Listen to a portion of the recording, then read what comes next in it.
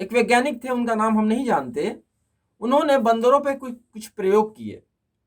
उन्होंने 5 बंदरों को एक पिंजरे में बंद कर दिया और पिंजरे के ऊपर एक केले का गुच्छा रख दिया। अब बंदरों की आदत है कि वो उछल कूद करना, अब खाने वाली चीज पर तो वो तो झपटा मारेंगे।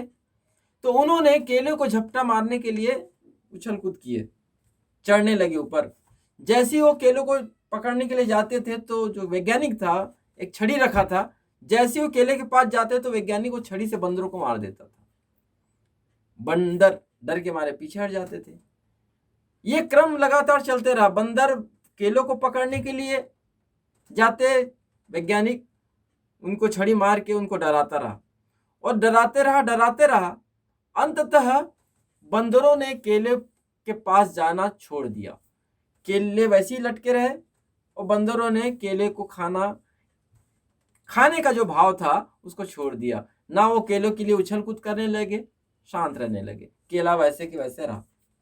वैज्ञानिक ने क्या किया, उन 5 बंदरों में से एक बंदर को बाहर निकाला और एक नए बंदर को डाला।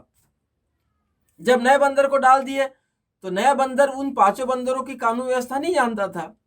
वो नया बंदर उस केले को लेने के लिए फिर उछल कूद किया। तो वैज्ञानिक उसके लिए डंडा नहीं चलाया। तो जो 4 बंदर जो थे ना, उस बंदरों के टांग को खींचते थे, उसको उस केले के पास जाने नहीं देते थे। वो जब भी ऊपर जाने की कोशिश करता था, ये उसको खींच लेते थे। इस तरह कुछ दिन के बाद वो जो नया बंदर था वो भी शांत हो गया, उसने भी केले की चाह छोड़ दी। वैज्ञानिक ने क्या किया, जो 4 बंदर जो थे उनमें से फिर एक बंदर को बाहर निकाल लिया, फिर नया बंदर डाल दिया। वो नया बंदर जब भी आता वो केले के लिए झपटा मारता, बाकी बंदर उसको रोकते। कुछ दिन लड़ाई झगड़ा होता रहा, फिर वो बंदर वो भी केले का भाव छोड़ देता और वो भी शांत हो जाता। इस तरह एक एक बंदर निकालते रहे, नए बंदर डालते रहे और जो नया बंदर जब भी आता उसको झपटा मारता। तो इससे वैज्ञानिक ने यह देखा कि अगर किसी के अंदर में लगातार भय डाल दिया जाए, हीनता का भाव डाल दिया जाए, तो वह अपने अंदर में वह भाव पैदा कर लेता है और यह जान लेता है कि भाई मेरा तो यही कर्म है, मेरा यही धर्म है कि मैं निम्न हूं, मैं हीन हूं, मैं ये काम कर नहीं सकता। एक एटीट्यूड पैदा अंदर किया जा सकता है। वैज्ञानिक ने यह सिद्ध किया। तो बौद्ध धर्म में जो लोग आए हैं वे भी हजारों सालों से हीन थे, उनके अंदर में मानसिक गुलामी थी।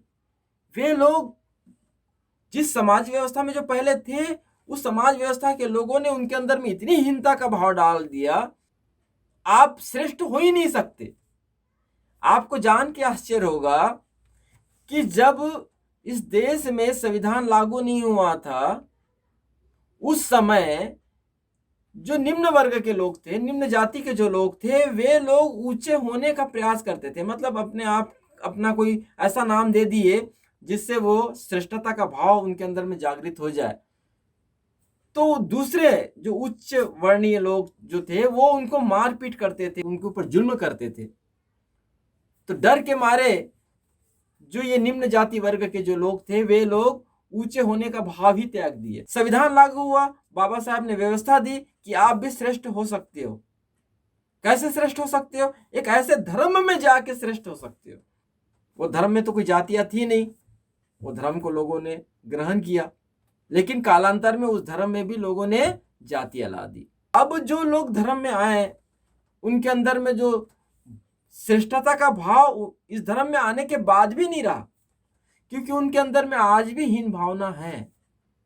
और जब कोई व्यक्ति उस धर्म में भी श्रेष्ठता का भाव प्रदर्शित करता है, दिखाता है, उच्च होने का भाव बताता है, तो वे जो लोग हैं जो हीनता से ग्रसित है, निम्न एटीट्यूड से ग्रसित है, वे लोग विरोध में खड़े हो जाते हैं। तो हमने जो रिसर्च में पाया कि जो लोग आर्य बोध जी के उच्च वर्ग शब्द को लेकर विरोध में खड़े होते, वे वही लोग हैं उन बंदरों के जैसे हैं जिनके अंदर में हीनता का भाव है, निम्नता का भाव है, क्योंकि वे आए उसी समाज व्यवस्था से। वे भूल नहीं पा रहे कि हम लोग दूसरे धर्म में आ चुके, अब हम उस धर्म पुराने धर्म के नहीं है, हम बुद्धिस्ट है। जब आप बौद्ध धर्म की गाथाओं को पढ़ोगे, श्रेष्ठ, उत्तम, ये शब्द बौद्ध धर्म की शब्दावली में है। तो ये जब बौद्ध धर्म में जब आ जाते हो तो आपके अंदर में एक श्रेष्ठता का भाव आना जरूरी है। बिना श्रेष्ठता के भाव के आप बौद्ध धर्म के व्यवस्था को नहीं जान सकते, आप बुद्धत्व को नहीं पा सकते, आप कभी ऊंची उड़ान नहीं उड़ सकते। आपके अंदर में ये एटीट्यूड पैदा करना ही पड़ेगा। आयुष्मान आर्य बौद्ध जी ने संवैधानिक बौद्धों को मिलकर जो संस्था बनाई, एक बौद्ध समाज बनाया। वे बौद्ध समाज के जो लोग हैं वे रजिस्टर्ड बौद्ध हैं, वे स्वाभिमानी हैं। उनके इस समाज में कोई जाति व्यवस्था नहीं है और श्रेष्ठ होने का भाव के लिए उन्होंने एक शब्द व्यवस्था दी, उच्च वर्ग बौद्ध। गर्व से कहो आप।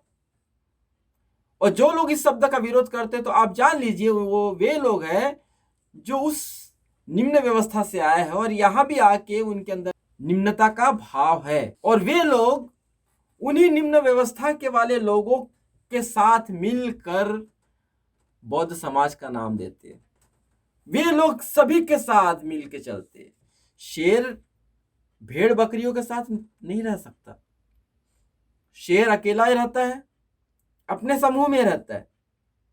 अब भेड़ बकरी जैसे लोग शेर का विरोध करेंगे तो उसका कोई अस्तित्व होता नहीं है। आज जरूरत है स्वाभिमान की, आज जरूरत है अपने अंदर में श्रेष्ठता का भाव जगाने की।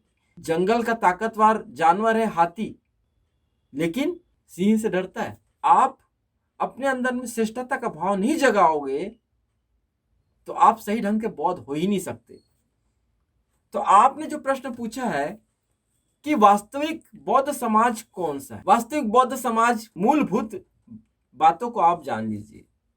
पहली बात, बौद्ध समाज का व्यक्ति स्वाभिमानी होगा, बौद्ध समाज का व्यक्ति जाति मुक्त होगा, बौद्ध समाज का व्यक्ति श्रेष्ठता का भाव रखेगा। श्रेष्ठता का भाव रखने का आशय ये नहीं है कि वो दूसरों को निम्नता को देखेगा, अपने अंदर श्रेष्ठता का भाव रखेगा और जो जिसके साथ जो रहेंगे उसको भी ऊंचा होने के लिए प्रेरित करेगा, उसको भी उच्च बनाएगा। जाति मुक्त होगा, श्रेष्ठता का भाव रखेगा और संवैधानिक होगा। घोषित होगा कि मैं बुद्धिस्ट हूं। उसके जो सरकारी दस्तावेज होंगे वहां पर कहीं जाति का उल्लेख नहीं होगा। उसका पूरा परिवार बुद्धिस्ट होगा। जो स्वाभिमान होगा वो आपको उनकी बातों से ही झलक जाएगा। और वे अपने पूरे कर्मकांड जो होंगे, सामाजिक रीति रिवाज जो कर्मकांड होंगे, किसी बौद्ध भिक्षु से नहीं कराएंगे, वे खुद करेंगे। लेकिन बौद्ध भिक्षु का सम्मान सबसे ज्यादा स्वाभिमानी बौद्ध लोग करेंगे। बौद्ध भिक्षु को जो कार्य भगवान बुद्ध ने सौंप के गए हैं वो कार्य के लिए स्वाभिमानी बौद्ध लोग मदद करेंगे उन बौद्ध भिक्षुओं। लेकिन बौद्ध भिक्षु को सामाजिक कर्मकांड के लिए, पूजा पाठ के लिए नहीं बुलाएंगे। वास्तविक जो बौद्ध समाज का व्यक्ति हो, उनके जो सामाजिक रीति रिवाज होंगे, उस रीति रिवाज में बौद्ध समाज का ही कोई व्यक्ति उस कर्मकांड को, उस रीति रिवाज को पूर्ण करेगा। बौद्ध भिक्षु वहां पर नहीं कराएगा। ये वास्तविक बौद्धों की पहचान है। और जो अगर आप देखते हो कि अगर बौद्ध भिक्षु ये सब कर्मकांड कराते हैं तो ये जान लीजिए वो कोई बौद्ध नहीं है, वो बौद्ध के नाम पे केवल दिखावा है। तो भारत में अगर वास्तविक बौद्ध के पास जाना है या मिलना है या उनसे जुड़ना है तो आप ये बुनियादी चीजों को जान लीजिएगा कि वे अपने सामाजिक रीति रिवाज वे स्वयं करते हैं, जाति मुक्त होते हैं, उनके सरकारी दस्तावेजों से जाति मुक्त होती है, वे कोई वर्ग में नहीं आते, वे कोई अनुसूचित वर्ग में नहीं आते। और जो लोग अगर ऐसी वर्ग में आते हैं तो वे स्वाभिमानी बौद्ध नहीं है और वे बोधिसत्व के लोग भी नहीं है। मैं इतना ही कहना चाहता हूँ कि जो वास्तविक बौद्ध होगा वो स्वाभिमानी होगा, उच्च होगा, श्रेष्ठ होगा, जाति मुक्त होगा। और ऐसे ही समाज के लोग जो बने हैं वो बौद्ध समाज के नाम से जाने जाते हैं। और जब बात आती है उनके बीच में जाने की तो वे उच्च वर्ग बौद्ध के रूप में आगे आते हैं। श्रेष्ठ बौद्ध के रूप में आगे आते हैं। ऐसे ही बौद्ध समाज में आप जुड़िए ताकि आपके अंदर में स्वाभिमान पैदा हो। आज व्हाट्सएप में जो बौद्ध समाज के तथाकथित नाम देखते हो, इनका कोई अस्तित्व नहीं है। ये वही सी भेड़ बकरी जैसे लोग हैं। अब आप जानते होंगे कि बाबा साहब ने कहा है कि लॉयन के जैसा, स्वाभिमान के जैसा जीवन जीना है। तो स्वाभिमानी जो लोग हैं, वे लोग बहुत कम लोग हैं, बहुत अल्प लोग हैं। इसलिए इस समाज के लोगों को अल्पसंख्यक बोला गया, अल्पसंख्यक बौद्ध बोला गया, और अल्पसंख्यक बौद्ध के रूप में वे आज स्थापित है। तो मैं आज इतना ही कहता हूँ कि आप लोग ऐसी बौद्ध समाज से जुड़िए जो जाति मुक्त हो, जो श्रेष्ठ हो, जो उच्च हो। आज इतना ही। नमो बुद्धाय, नमो बोधिसत्व।